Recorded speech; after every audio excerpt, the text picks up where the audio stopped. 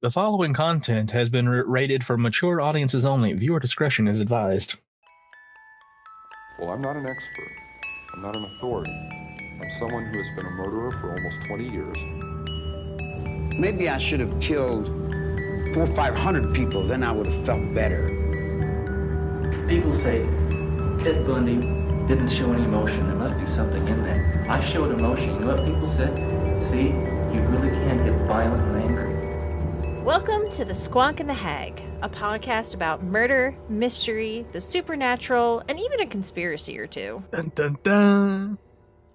My name is Mo. And I'm Kraken. Welcome on in, guys, to another episode of the Squonk The Hag. We have returned for more trauma. Yay. Yeah, you like the trauma. I mean, the stories are interesting, so fair. Yeah. You haven't quit yet. Yet. But before we hop into the story, we do have an announcement that I guess is exciting. I don't know, do you think it's exciting? I mean, yes, it's new things. Of course it's exciting. Yeah. We're on TikTok. We have a talk. Or wait, is that what you call them? Like the actual, like, what is a video on TikTok called? I'm gonna keep it real with you, Chief. I don't have a TikTok account. I just get showed the TikToks from Bobo, so I don't know what it's called. Me too. But basically, Bobo is my TikTok. Same. But yes, so we have started a TikTok account. We are also on Instagram and Twitter and Facebook. And I this week tried something new and posted some Instagram. I posted an Instagram reel for the release with a little clip of the episode. So this was the Bonebreaker Killer episode, is the one we're talking about because that's what we released today. The day that we were recording, it released. But so we're always behind when we record, even though we're ahead. We're behind, but we're ahead. We're somewhere in time with recording. Are we though? I have no idea where we are. You have a point. Fair enough. But yeah, so that's exciting. We're gonna try to get more content and stuff up there. For now, it's gonna be, releases, short clips, maybe. I know Bobo's been on my case to save out bloopers, so I gotta remember to do that. The best content is the content that doesn't make it into the episodes. Not always, but yeah. Well, yeah, you have a point, yeah. Yeah, some of the stuff I edit out is just bad. It's like we'll be sitting here talking and we're like, that was just, make sure you, But anyways, yes, so that is our news for the week. And then it's a motel. What did Mo find this week to traumatize Krakow with? Well, part of it took place about an hour or so from where you live. Great. Yeah. So, the story starts elsewhere, through childhood, moved around, yada yada, but ended up in South Carolina. No thanks. Someone else can have him. But politely decline. Politely decline. So this week we are going to be talking about a really interesting story. I heard this one maybe a year or two ago on, I think it might have been either Crime Junkie or Anatomy of Murder. I can't remember which one, but I was like shocked at the story, so immediately like put it on the list. And I finally got around to doing it, and it's actually, I was very surprised. There's a lot of news articles out there. I was able to find some official documentation and all that kind of stuff, but I didn't see a lot of like the big like true crime outlets cover this story, which I thought was interesting because it's a crazy one. We love the crazy ones. That's why I'm here. We do love the crazy ones, but we're gonna start in southern US, but not South Carolina. We're gonna start in beautiful sunny Fort Lauderdale, Florida. So, Fort Lauderdale, if you are not aware, is known for beautiful beaches. They have boating canals, luxury hotels, beautiful resorts, and the crystal blue pools. It's basically a city perfect for travelers. It's picturesque, it's entertaining. And on March 7th of 1971, Regina and William Sampsell welcomed their son Todd into that beautiful city. 2 years later, the couple got divorced, and Regina got custody of Todd. And then, just 1 year later, she got married again, and she married Carl Kohlhepp. That was a little quick. Yeah, it was a little, but, I don't judge. Maybe they fell in love and... Yeah, no. Carl actually legally adopted Todd in 1976, changing Todd's last name from Sampsell to Kohlhepp. However, Todd did not get along with his stepfather, and repeatedly, from basically the time his parents divorced, made it known that he wanted to be with his dad in Arizona. I feel like that made things worse if you don't like someone and they happen to be your stepdad and then they adopt you and you have to take their last name. Mm-hmm. I feel like that makes it a little worse. Yeah, so, I think I have my brother and sister are technically my half-brother and half-sister. They were from my mom's first marriage. And they kept their last names, but, my dad, raised them. So, when my parents met, my brother was maybe 3 or 4, and my sister was 8 or 9, or something like that. Fair enough. So, but, my dad raised them, took care of them, yeah, all that stuff. And, that's their dad.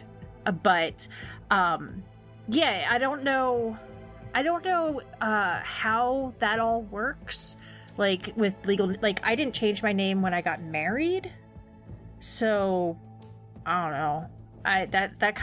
That's above my pay grade. Yeah, same. I have no clue. Funny papers and pen go burr.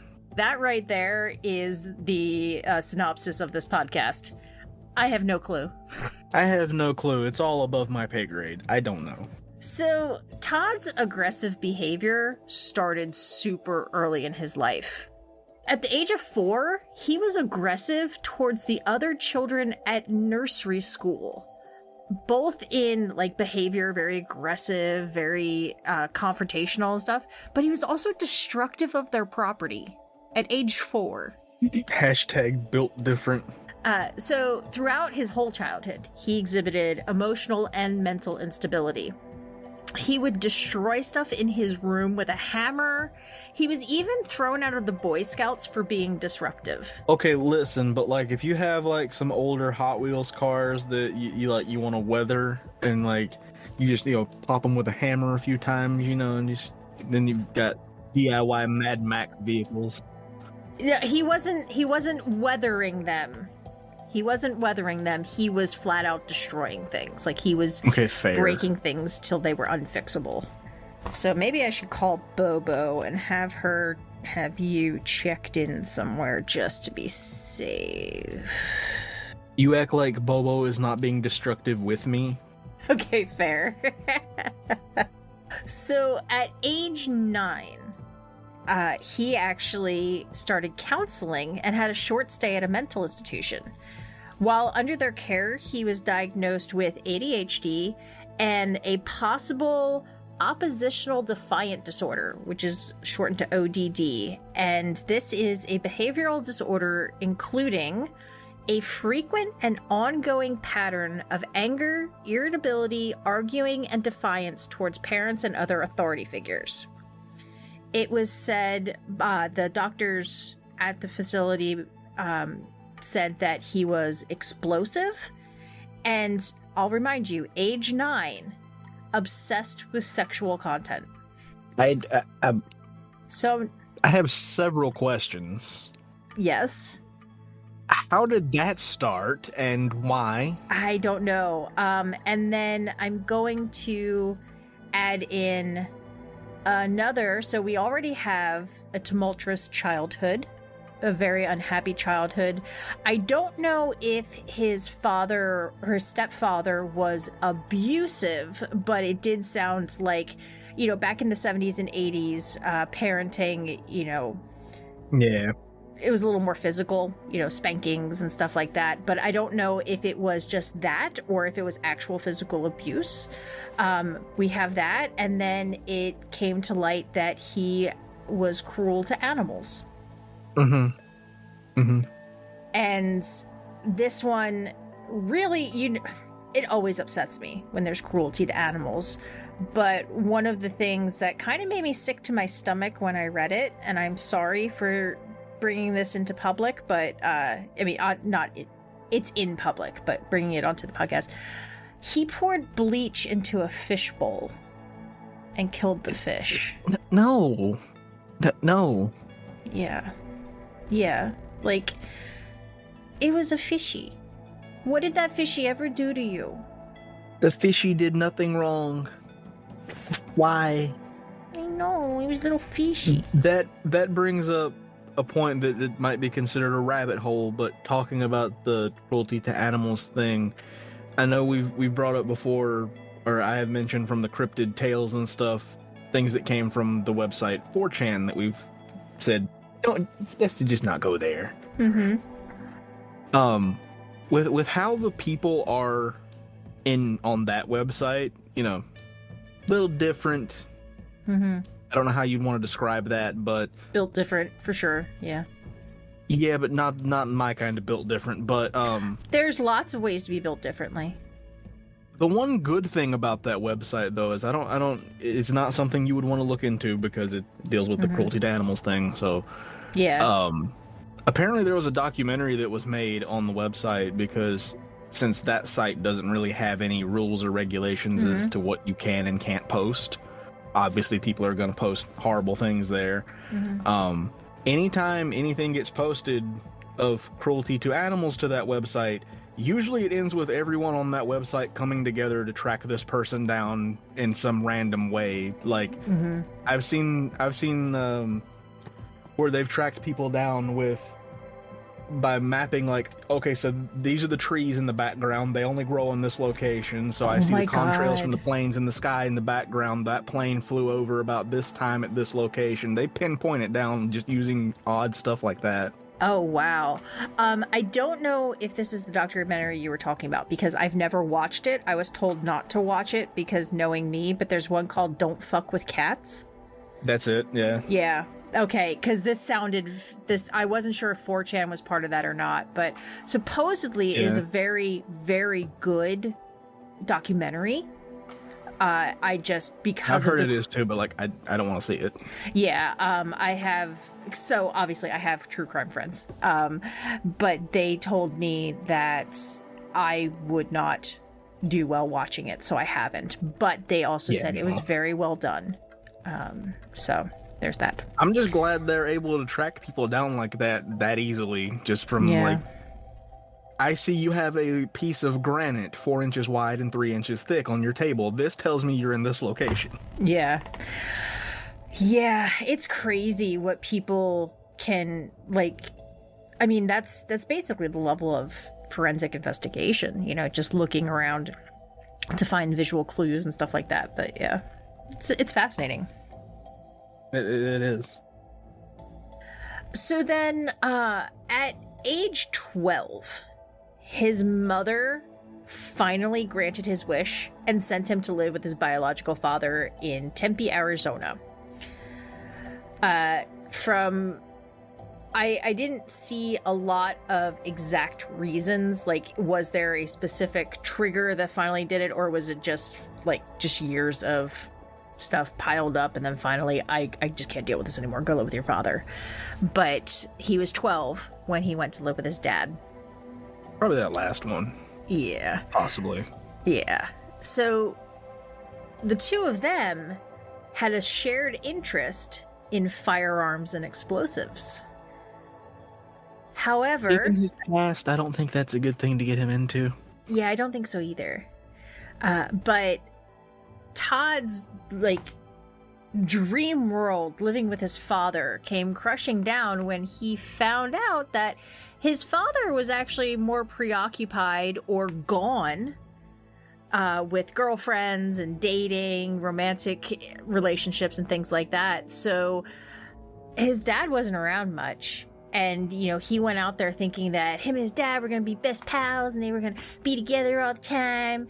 And Like, we're gonna go out here and it's just gonna be the man cave. And this led him to realize that he wanted to go back to his mom. Fair enough. Well, it was another blow in what I would call a tumultuous childhood that she didn't want him back. Ooh. Yeah. She's like, Oh, nope, no.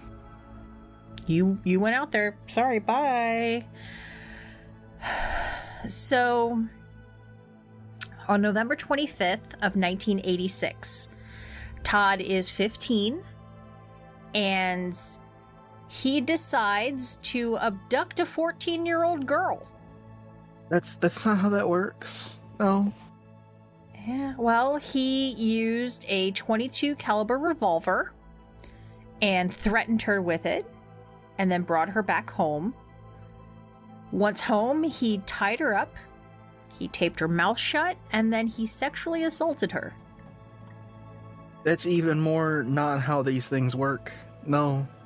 Well, it gets... I don't want to say weird, because I am glad that she, you know, got through all this and everything. But afterward, he walked her home.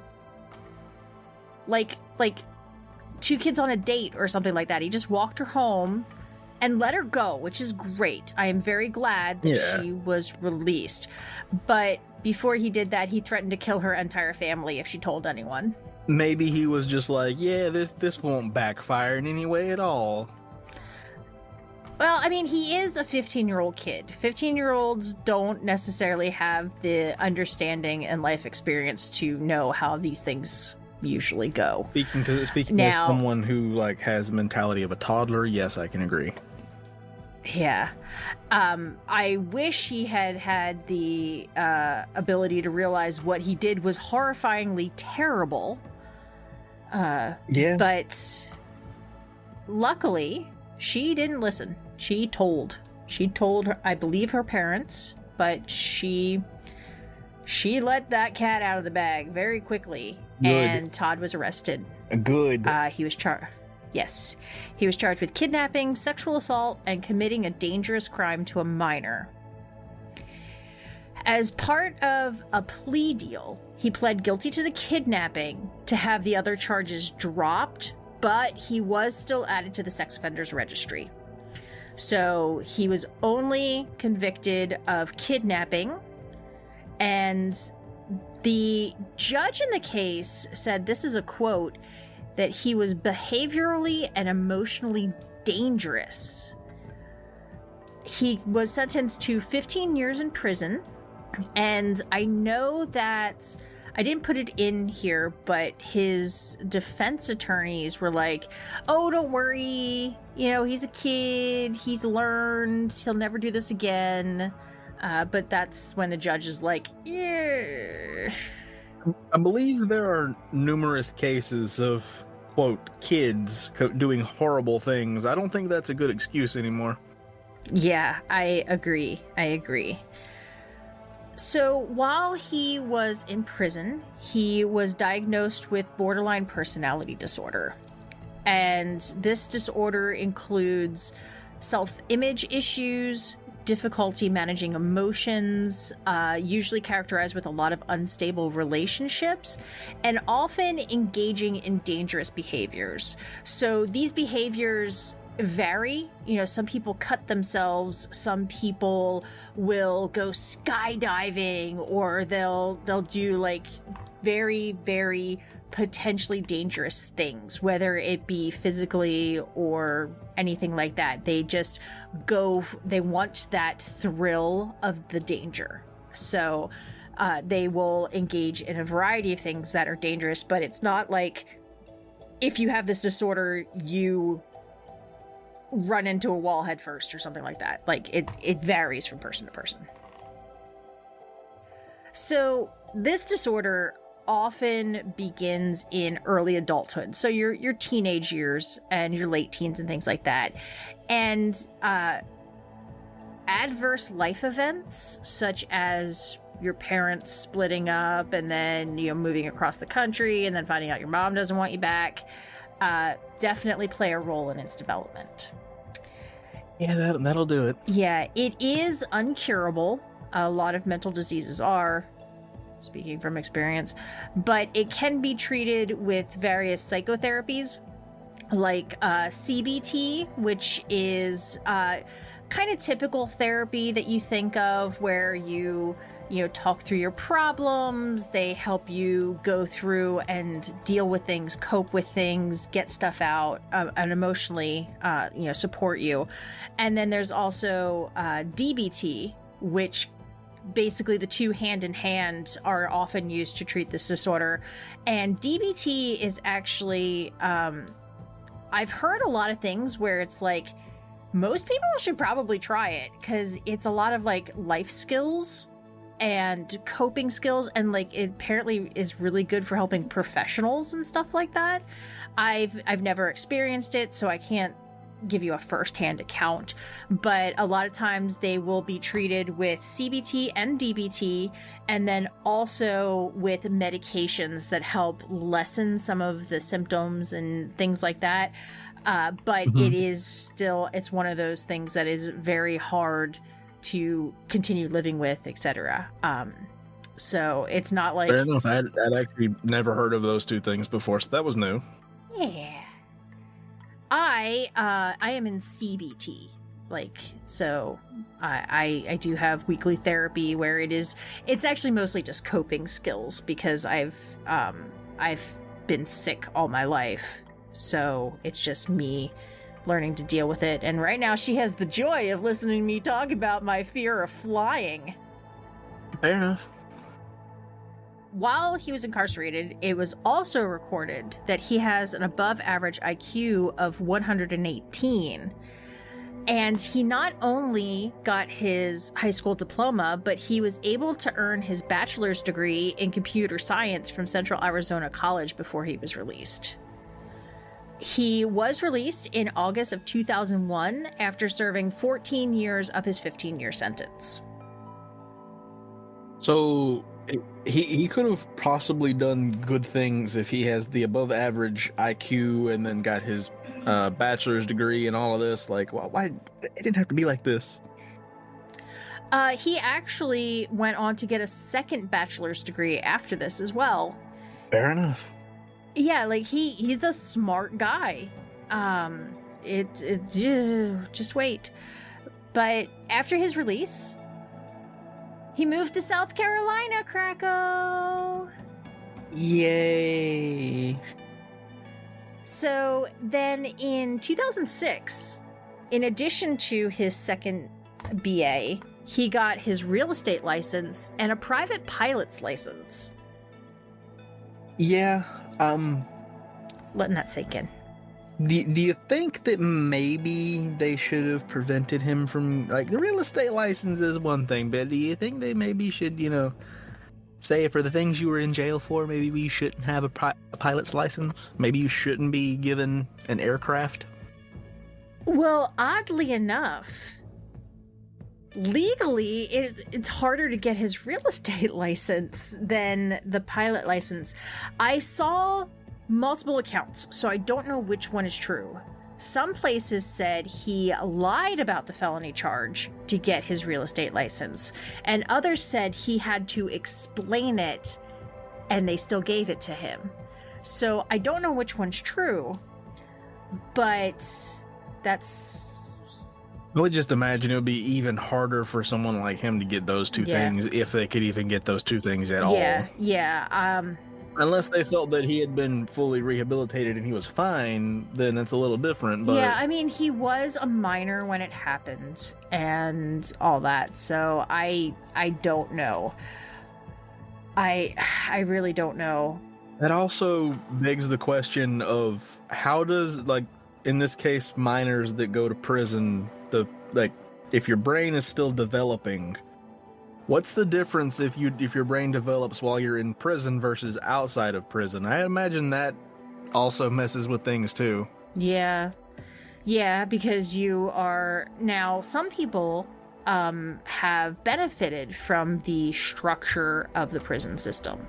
You know, you get up at this time, you do this thing, you do that thing, you eat lunch, you do this thing, you go to bed. And that routine and that structure is... So you're saying to fix my sleep schedule, I need to go to prison? Maybe. But no, some people, with their personalities, their mental state and all that stuff, do much better from a rigid thing. That's also, there are people who enter the military in the same way, that structure is good for them, while other people, that structure is terrible. Well, the only thing I can imagine now is just you and I both at your therapist's office and just being like, me just sitting in the corner playing with the Peppa Pig phone, and you're just like, I've tried everything, I don't know what to do, and the therapist is just like, well, I've heard everything, have you considered prison? Yes, many times I have considered. I mean, what? Fair enough. Do you want to make a podcast? Well, Spotify has a platform that lets you make one super easily, and they'll distribute it everywhere for you. And you can even earn money. It's all in one place, and the best part is it's free. It's called Spotify for Podcasters. And it works like this. Spotify for Podcasters lets you record and edit podcasts right from your phone, your computer, or whatever you have. So whether your setup is the Hot Wheels PC, or if you've got the SpaceX supercomputer, you can set up very easily and start creating today. Then you can distribute your podcast to Spotify and anywhere else people might listen to their podcasts. Video podcasts are also available on Spotify, and when you want to take your conversations with your fans to the next level, you can do Q&As, polls, anything to get them talking. Maybe tell them a creepy story, something to just disturb them and just get everyone typing at once. With Spotify for Podcasters, you can earn money in several different ways, from ads all the way to podcast subscriptions. And the best part of this all is it's free and there's no catch. Without Spotify for Podcasters, we would just be recording stuff and saving it to our computer, and that would be a little awkward since we have no idea how to distribute stuff. But thankfully, Spotify for Podcasters does all the hard work for us. So in 2014... he purchased 95 acres of land near Woodruff, South Carolina. Usually I look at a map to see whereabouts that is. I forgot what this one. Bro, I live here and I ain't familiar with where that's at, so I mean... Sometimes I wonder if you know where the town you live in is at. Funny enough, that's probably about the only thing I know. On August 31st of 2016... 30-year-old Kayla Brown and her boyfriend, 32-year-old Charles Carver, went missing after being hired to remove brush from one of his properties, Kohlhepp's properties. That's not suspicious at all. I wonder what happened. So the community rallied, people were trying to find them, police were trying to find them, and then on November 3rd, so this is September, October, 3 months, a little over 2 months later, police were finally able to track down the last known location of the couple's cell phones. And it was on Kohlhepp's 95-acre property. Also, another thing. I'm guessing it's from the real estate license and the pilot's license. I'm guessing he had saved up enough money, but 95 acres is a lot of land, and that's a lot of money. From the accounts that I heard, he was a very well-known and successful businessman. I would believe it, buying 95 acres of land, yeah. Yes. That's so more than I've ever seen for sale. Yeah, his real estate business was really good. He was known in the community. He was it's like I have it a little bit later. There are mixed accounts about him, but it seems like clients and customers and people he was trying to like work with to make money, etc., that he was very, like, I don't want to say charming, but you know what I mean? Like he was a good people person. He was, you know, like he could wrap people around his fingers. He was manipulative, etc. Yeah, not everybody felt that way. Yeah. So police now get to the property and start searching. They have warrants. They have as much info as they can. And they find a large metal storage container. Like you would, if you think about like in movies and stuff like that, where you see like the ones on the ships, those metal. The massive shipping containers. Yeah, it was something like that. And they heard banging inside. So there actually is, I saw footage of the police crew cutting open the doors. They had, crowbars and, I want to call it a rotary cutter. That's not what it is, but it's like the hand thingy with the spinny blade. An angle grinder? Maybe. I don't know. It cut through metal. I probably got that wrong, but yeah, that thing. The big spinny wheel with the big... Yeah, with the handles. It's like... With the handle and the vroom and yeah. So they cut through the door and then they pried it open with a crowbar. And inside they found Kayla. She had a chain padlocked around her neck, very similar to a dog or wild animal.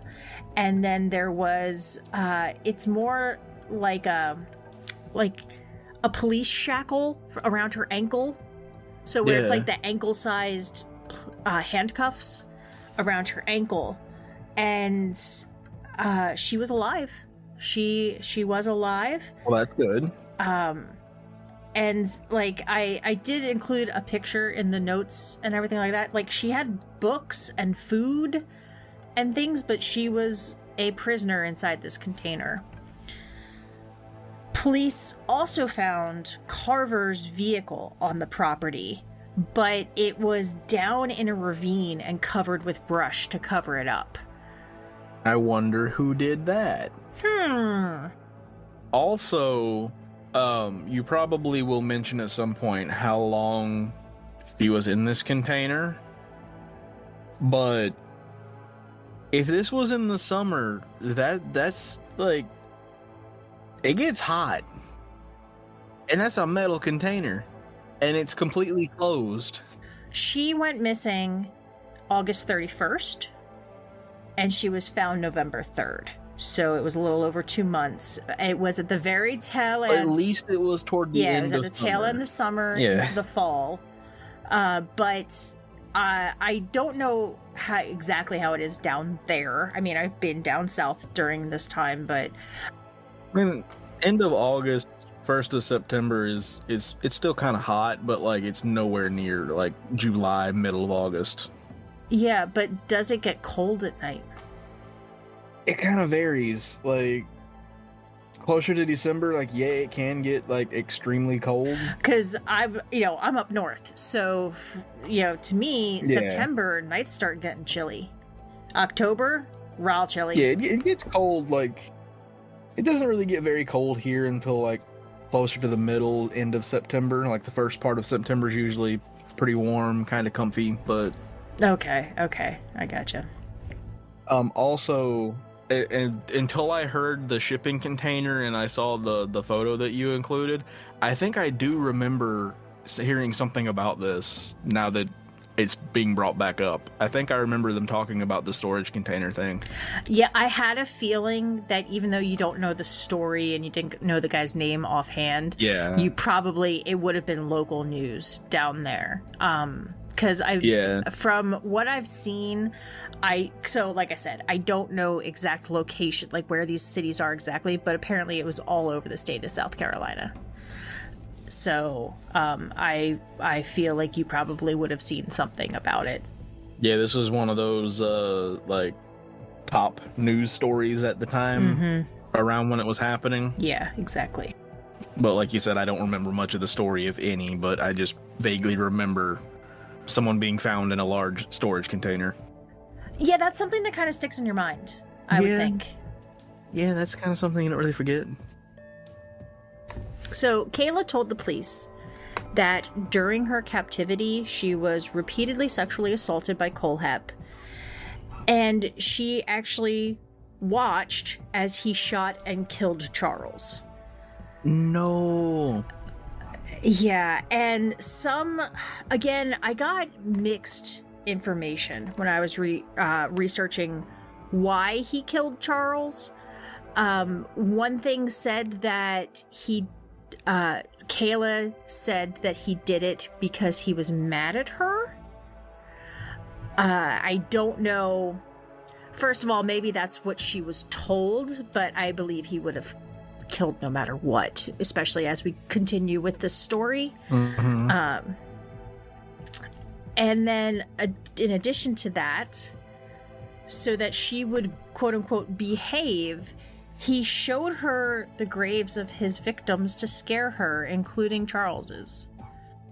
I have a feeling the whole watching a murder would be enough, but you know. So the 3 graves that he showed her, one, as I said, belonged to Charles. And then the other 2 were for a married couple that went missing in December of 2015. So not quite a year before. Police exhumed the graves, and the couple was identified as Johnny and Megan Coxey. Like I said, they disappeared in December of 2015, and they had also been hired to clean up property that Kohlhepp owned. Johnny died of a gunshot wound to the abdomen, and it was estimated that Megan died a week or so later, from a gunshot wound to the head. And then they were just buried on the property.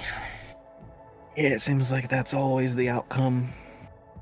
So Kohlhepp was arrested, and the investigation began to uncover the very odd behaviors of this well-known, successful businessman in the area. Like I said, mixed accounts came in. Customers said he was outgoing and professional, but other people said he was angry and condescending. And then this one kind of struck me, like, how bad must this have been? He would frequent a local Waffle House. So I don't know how often, if it was like once a week, every couple days, every day. But his behavior and comments to the waitress were so disturbing and so distressing that from that, though, there was a point, and from that point on, only male employees would take his orders. I mean, so at this point, with that being a Waffle House, it kind of probably would have been better if he had just, said something to the wrong waiter, and then the Waffle House staff could have just took care of it, because they're built different. This is true. But I can't imagine, because you're thinking you're in a restaurant, you are in public, people can hear what you are saying. And these people are just trying to serve you your food, Mm-hmm. Yeah. They're trying to take care of you. Yeah, well, I guess from what I could infer, they were basically borderline sexual harassment, or actually not even borderline. They were sexual harassment. And finally, the guys at the restaurant were like, no. Only dudes are waiting on this dude. I'm surprised that Waffle House didn't take care of it then, because it, they seem like the kind of place to not tolerate that at all. Yeah, but their waffles are so good, man. Yeah. I love Waffle House. I wish there was one closer. The closest one is half an hour away. And it's really hard for me to convince Chris to drive half an hour for Waffle House. Not me bragging about the Waffle House, about 5-10 minutes away. Just another thing on the reasons of why, You're annoying. That's fair. So, Kohlhepp... I'm just gonna take my waffles and just... What was that? Shut up. I don't know. I have a box of blueberry Eggos in the freezer. I'll go make a waffle after we're done recording. You let me know how that is compared to Waffle House. That was low, Krakow. But this is a completely offshoot. I am incapable of making a single frozen waffle. It always has to be two. You always have to fill both slots in the toaster. Do people actually just make a single waffle? I don't know of anyone who just uses a single side of the toaster. Yeah, you're right. I didn't even think about it, but I've always made two. Yeah, like the only thing that I make a single of is a bagel because you cut it in half and you put one half in each side. But 2 pieces of toast, 2 waffles. I mean, if you have, technically, could you argue that if you have, I know it's half, but like, if you don't put it back together and make like a sandwich with the bagel, do you not technically have 2 bagels? Because then you still have 2 things that you could put in the toaster instead of one. So, I mean...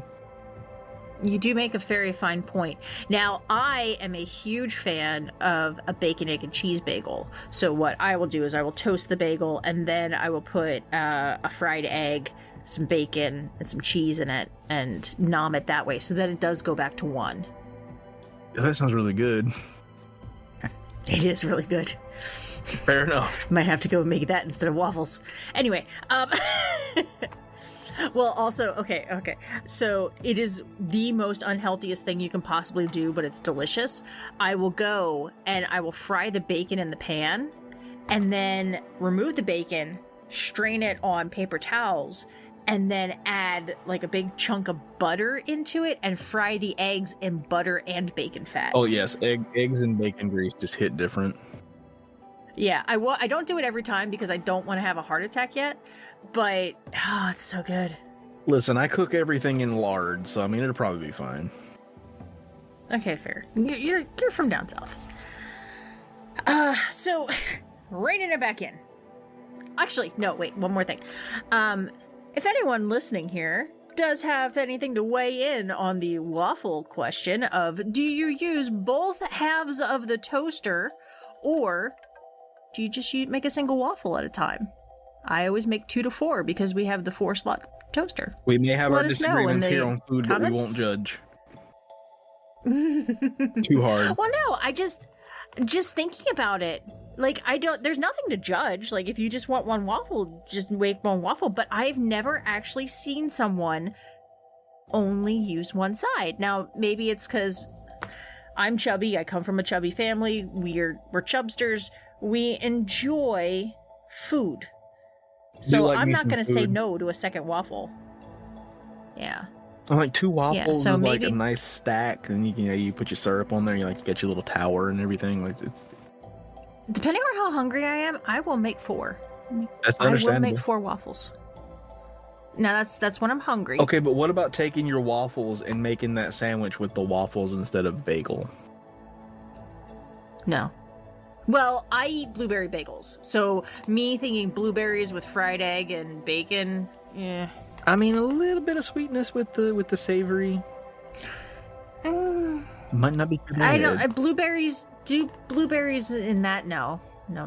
And like, I specifically like blueberry Eggos versus plain Eggos. Like, I'll eat plain Eggos, but they're not like, for me, it's the blueberry or the chocolate chip.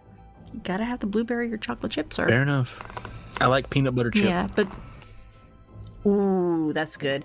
Actually, one of my favorite things. So I started eating this one time. I got like a really bad stomach bug or something like that, and someone was like, a really good thing to eat, it's gentle on your stomach but yummy, is peanut butter and banana toast.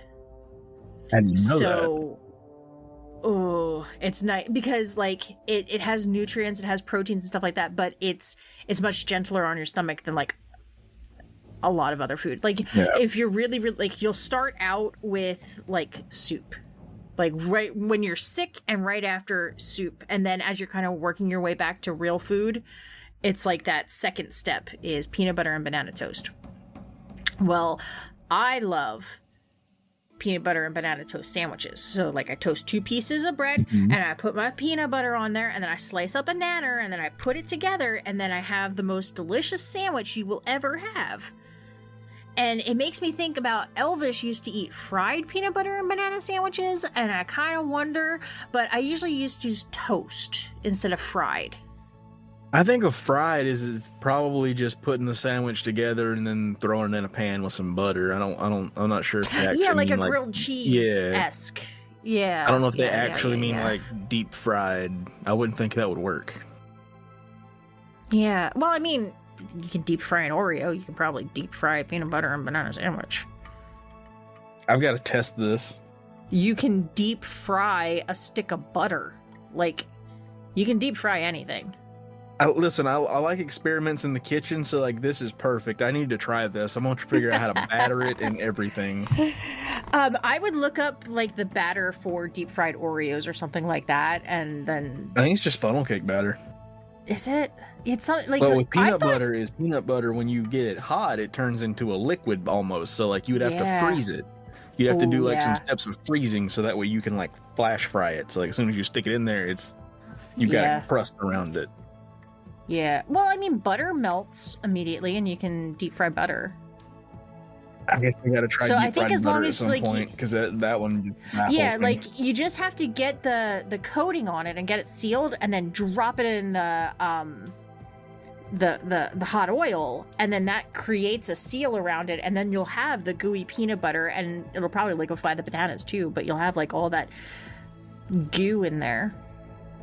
Time to put that on the Patreon today on Cracko Fries.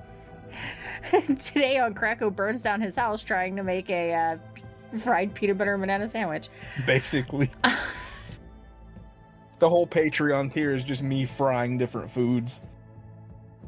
And whether or not it works. I'd pay to watch you hurt yourself with frying oil. I mean, it's happened a lot. So back to the story. We're gonna get back to the story. We haven't even gotten into the crazy stuff. Oh no. Well, okay, so this is as they are investigating, they find his Amazon account and start reading his reviews. Oh no. And one of the names that he got was the Amazon review killer. But it didn't really stick. Like, when I hear stuff about him, I don't hear about the Amazon review killer. I hear about Todd Kohlhepp. Yeah. It just hits the ear wrong. It does. It's weird. So, one example of this. On a folding shovel, he said, and I quote, "Keep it in your car for when you have to hide the bodies and you left the full-size shovel at home." Now you see, take that out of context and you remove all the creepy stuff. That's kind of funny. Exactly. So many people leave funny Amazon reviews, so it went under the radar. Oh God, now that makes me think, how many funny Amazon reviews have I seen that they were being 100% serious? Oh God. I didn't even think about that. Oh my God. Think about anytime you read a review on something where it's like, I don't know, like I don't know if you can buy fireworks on Amazon, but this is just the first thing that popped into my head was just like, for example, or a kitchen knife. Just like, yeah, my neighbor, it worked really well on my neighbor who's been a little annoying. Yeah. Oh God. And like, that might come across as a joke, but they could have been serious. Yeah. Oh, that's terrifying. Ah. I'm not looking at Amazon reviews anymore. Yeah. Well, he left quite a few. But that's the one that kind of stuck out to me. So he's in custody. There's obviously a ton of evidence that he kidnapped and killed people on his property. But he then makes a deal. And in exchange for the ability to reconnect with his mother and a couple other things, he wanted to give some money to a friend for their kid for college and a bunch of stuff. But the big thing was to be able to talk to his mom Kohlhepp confessed to a cold case that had haunted the region for 13 years. Before this, they had nothing. And all of a sudden, they get a full confession with details that were not made public. Yeah, bringing up details like that, yeah, that's a way to tell that they did it.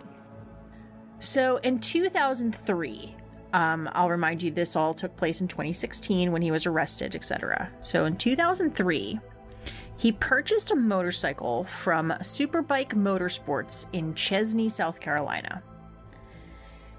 The 2003 Suzuki GSX R750 was not a good beginner bike. It was too powerful. It was, I don't know, is it a sport bike?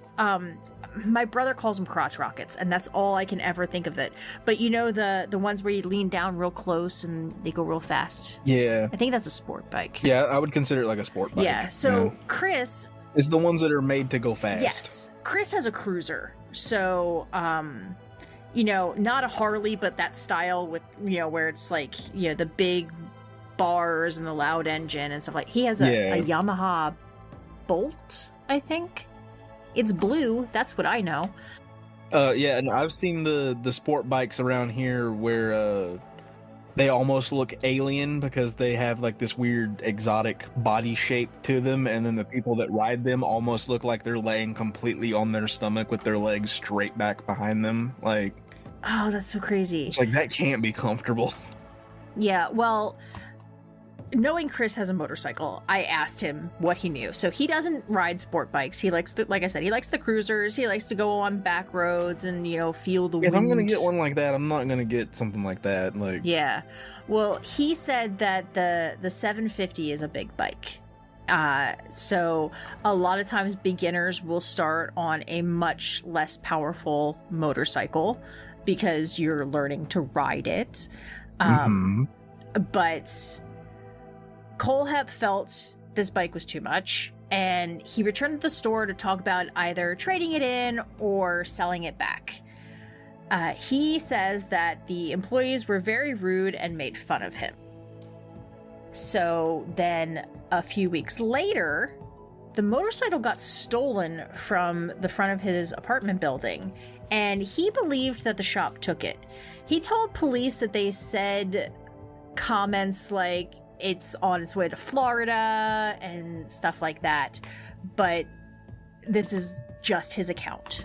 There was no proof of this. Yeah, looking at that bike, that I can look at it until it goes fast. Yeah, it's a vroom vroom. Yeah, that's not a beginner bike. No, it is not. No, it is not. Additionally, I know it's not so. It varies from state to state, but like in Pennsylvania, you can get your motorcycle license, but you aren't required to take a class, but there are optional classes. Like Chris told me, because he loves his motorcycle. I guess I should tell you, I'm not allowed on the motorcycle anymore. I had a panic attack on the motorcycle one time, and now, because that is extraordinarily dangerous, and I completely agree, but I'm not allowed on the motorcycle anymore. I mean, no offense, but yeah, you probably shouldn't be allowed on a motorcycle. Yeah, we almost probably died because I had a panic attack while we were on the road. Anyway, besides the point. And, you know, with the issue with the static grass applicator, you know, that's probably... You had to bring that up, didn't you? Actually, I don't know if I told you. I shocked myself twice the other day. Because I didn't realize it was turned on, and then the little dangly thingy that you're supposed to put on the ground hit my leg, and next thing you know, I'm like halfway electrocuted. Anyway, That's how that works. That's how you use those. Yeah, and I did a practice application, and it didn't... it wasn't connected right, so all the grass just fell flat. Anyway, Had a lot of wind lately. I am good at these things. Same. Better than I am. After the motorcycle was stolen and he went back and he now believed that they took it, Kohlhepp proceeded to purchase a Beretta 92 FS 9mm handgun. And he apparently liked shoulder holsters, so he had it in a shoulder holster underneath something so it wasn't visible. And he went to the store. He said that he waited until no other customers were there because he didn't want to hurt anybody else. But once all 4 of the employees he was disgruntled with were present and there were no other customers, he told them that he was going to purchase a particular bike. You know, he was sitting on them and kind of going through, and he was like, you know, I got the insurance settlement, so I want to get another bike and I want to get a different one. And once he told him which one he was going to purchase, the mechanic, which was 26-year-old Chris Sherbert, took the bike to the back to get it ready to take it home. And at this point, Kohlhepp went into the back, and while Chris was down working on the bike, Kohlhepp pulled out the gun and shot the mechanic 2 to 3 times. He then told police that he noticed they were quote-unquote lung shots. I don't know if that's a technical term or just his way of saying he knows he got him in the lungs and he was dead. I mean, you would know because there would be a vacuum sound. Really? Yeah. From your lungs trying to inflate and there's a hole, it makes like a sucking sound. Oh, God. Yeah. Well, he said he knew that Chris was not going to be getting back up. So at that point, he returned towards the front to find that the others heard the gunshots and were coming to see what had happened. And at that point, the 52-year-old bookkeeper and mother of the store's owner, Beverly Guy, was shot multiple times in the chest, and the other 2 employees started to run. So at this point, he shot service manager 29-year-old Brian Lucas in the back, and apparently he kind of like slumped against one of the front doors. And the owner, 30-year-old Scott Ponder, was able to make it out the front door, but Kohlhepp shot him in the head in the parking lot. And at that point, he just put the safety on the gun, got in his car, and drove away. It's like it was just a normal day at the shop. Kohlhepp bragged to the investigators that he killed all 4 people in less than a minute. He bragged about it. On one hand, that's not something you should brag about, but on the other hand, that is fast. It is fast and horrifying that you can take 4 lives in less than a minute. I know. Yeah. Also, I feel like I need to clarify that I only know the lung thing from like documentaries and movies and stuff like that. I don't know that from experience. I realized not. That sounded a little suspicious. I didn't even think of that. I'm just so like used to you. I was like, yeah, it took me a minute and I was just like, wait a minute, that sounds like I know from experience. Wait a minute, let me clear that up. I don't know from experience, but from what I've heard of people who do know from experience, like military, law enforcement, whatever, that does make that sound. Thank you for the clarification. I don't want to hear it, but yes, thank you. So I had said this case was cold for 13 years. And the reason is because he left no evidence. When he said that he loads all of his magazines with latex gloves. So there are never fingerprints on his bullets. And while he was in the store, he made sure not to touch anything. Well, I guess it was mostly doors and stuff like that, because as a customer, touching the products, you know, oh, I was just a customer, I was looking at the bike. But he made sure not to touch door handles and things like that. But he probably didn't touch anything if that's the case, because I'm sure they would look at, like, if they didn't have any suspects, I imagine that if they got any fingerprints at all, they would question the customers that had been in that day. Oh, that's a good, I would think. That's a good point. That's a very good point. It's like, you were in this store at this time when all of this happened. We need to double check and make sure it wasn't you. Yeah. Yeah.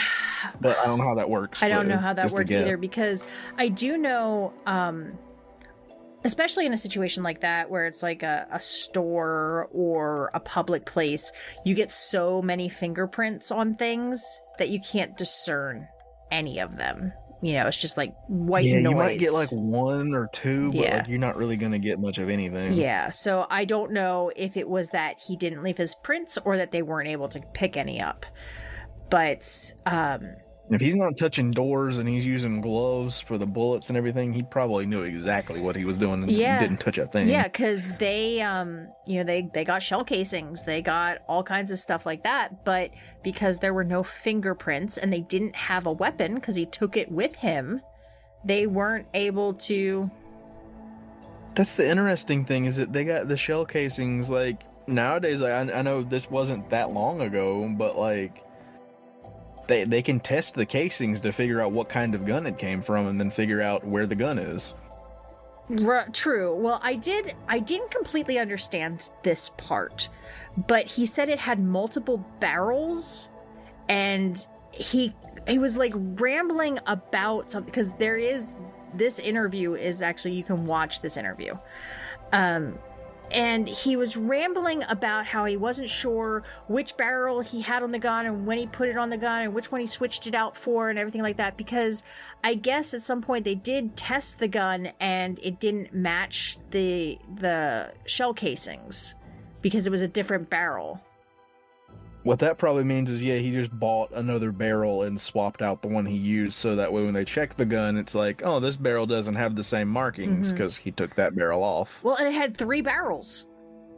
I'm like, oh. Yeah, so that just means he had 1 barrel in the gun, and then he just had 2 just laying around that he could swap them around. Yeah. Yeah, like I said, I wasn't really, I don't know a lot about guns. I'm not a gun person. I had an incident, so I'm sorry, what? Oh, yeah, the incident. Okay, I was like, wait a minute.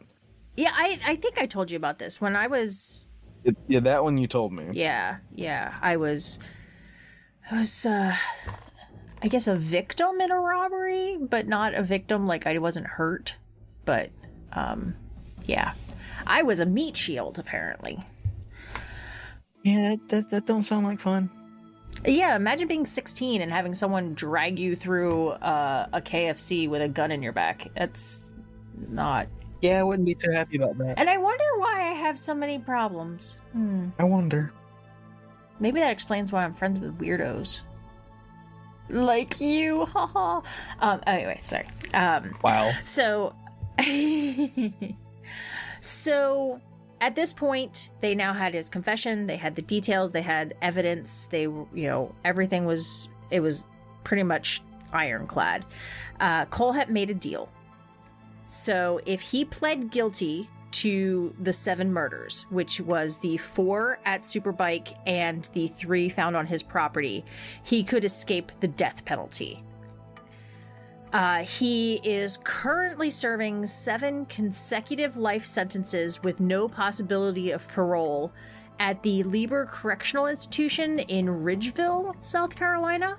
Fair enough.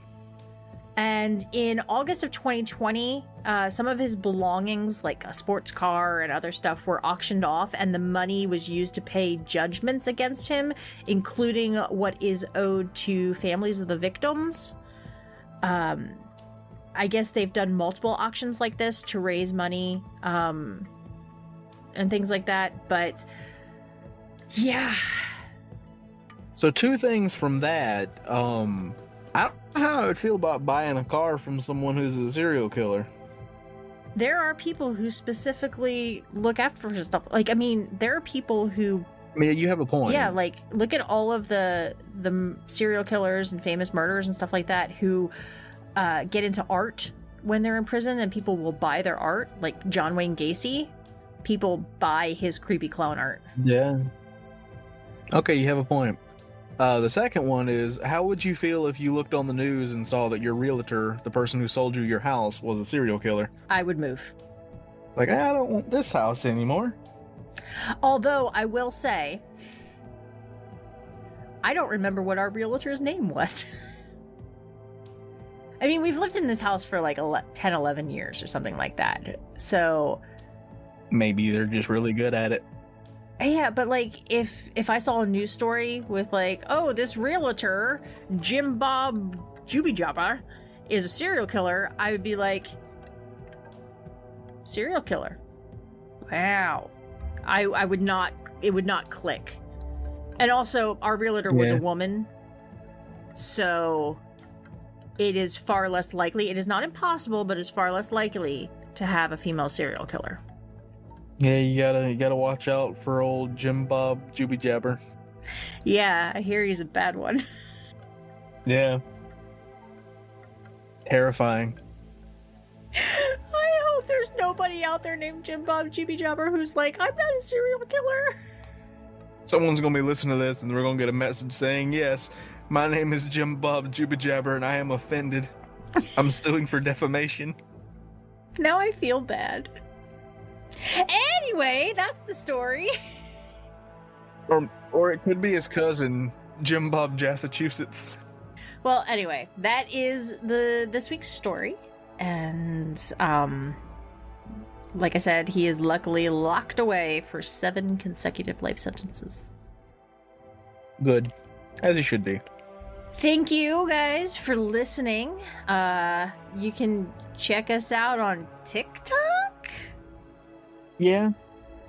Because we should be getting more things put out there. So anyway, so we again thank you. We love you, and thank we you will. for the story. You're welcome, and we'll talk to you guys next week. As always, make sure to check out our website for all of the show notes, sources, and more information at thesquonkandthehag.com. And we would also love and appreciate your support by either leaving a review on iTunes or through small monthly donations using the viewer support link in the description.